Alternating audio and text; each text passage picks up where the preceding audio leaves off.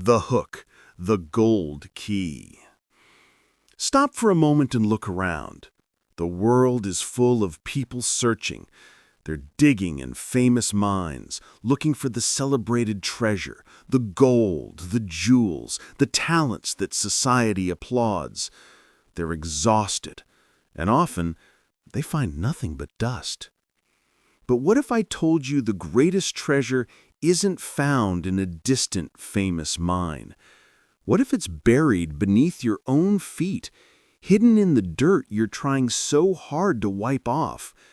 What if your most valuable gift isn't what the world celebrates, but what you hide, believing it's too ordinary, too small? Everyone is looking for the gold key, the flashy, perfect answer that unlocks instant success. But they forget that the key to their own treasure chest might be an old, tarnished, mud-caked key that only they possess. This is the story of Elias and how he learned to look beyond the shine. The Village of Mirrors. Elias lived in the Village of Mirrors, not because it had literal mirrors, but because everyone there reflected what they believed success should look like. In this village, only the shiny skills were praised, the musicians whose melodies soared, the painters whose canvases sparkled, the orators whose words thundered across the square. Elias wanted to belong. He desperately wanted his reflection to be one of brilliance. But the harder he tried to be a mirror, the more distorted his own image became. The search for the shiny skill. His first attempt was the lyre. He watched his neighbor, Lyra, whose fingers danced on the strings. Elias practiced until his own fingers bled, yet his music remained flat, a collection of noise, not harmony. He quit. Next, painting. He admired the vibrant landscapes of Master Finn. Elias bought the finest brushes, the most expensive pigments, but his colors were dull, his lines clumsy. He tore up the canvases, frustration burning a hole in his chest. He felt like a failure, a ghost in the Village of Mirrors. He was constantly comparing his clumsy hands to Lyra's grace, his dull vision to Finn's brilliance. "I have no talent," he would whisper to himself. "I have nothing unique to offer." This feeling of inadequacy became a heavy chain, keeping him tethered to sadness. Escape to the quiet edge. One autumn afternoon, Elias walked far beyond the last mirror house to the quiet, rugged edge of the village. There, nestled beside a forgotten stream, was a small, ramshackle shed. Smoke rose gently from its chimney. This was the workshop of Grandma Lena, the village potter. Grandma Lena didn't care for shiny skills. Her craft was built on mud, the very substance everyone else avoided, deeming it dirty, common, and worthless. Elias watched her. Her hands, though wrinkled, moved with a quiet, confident precision. She was taking handfuls of the dark, wet earth, kneading it, shaping it, slowly transforming the worthless into objects of profound beauty and utility.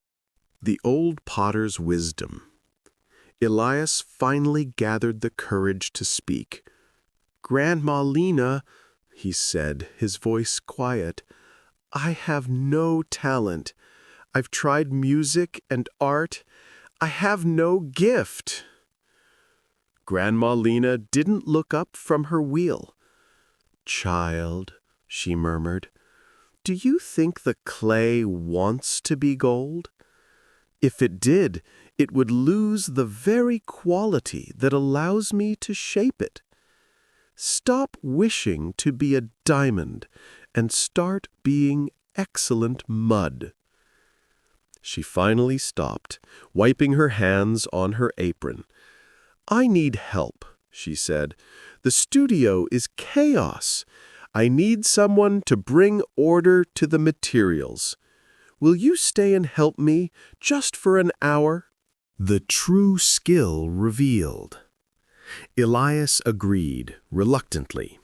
His task was mundane: clean the workspace and organize the thousands of tiny, specialized tools. He wasn't asked to create, only to arrange. Something shifted in him.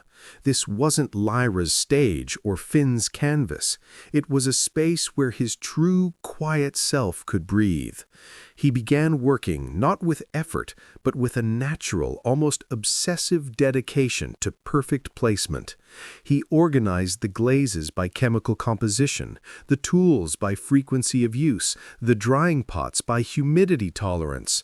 He didn't just clean, he engineered a system. When Grandmalina returned, she stopped dead in her tracks.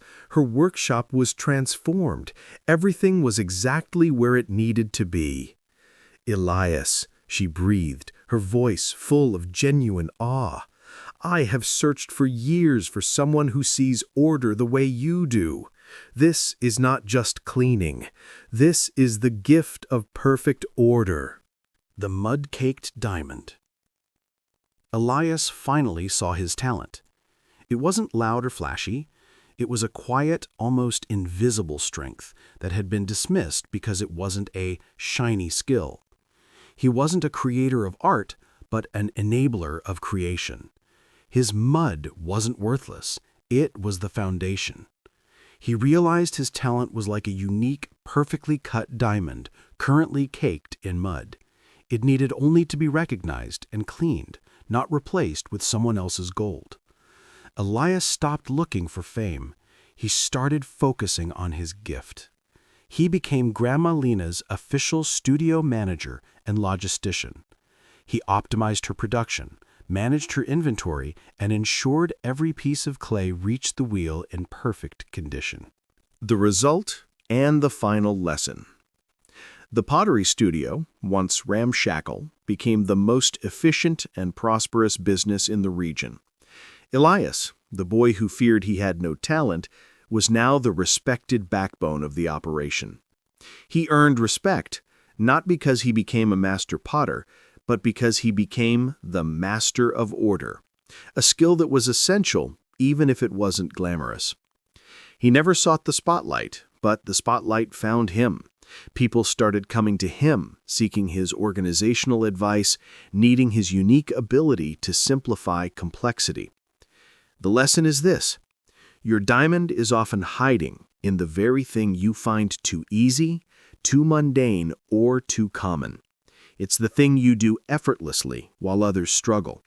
It's the dirt that no one else values. Call to action. Stop measuring your worth by the currency of others. Stop digging in someone else's mine. Look at your own life. What skill do you possess that feels like just dirt, but consistently solves a problem for you or others? Is it listening? Is it organizing? Is it making people feel calm? Is it connecting disparate ideas? That small, often overlooked mud-caked talent is your gold key.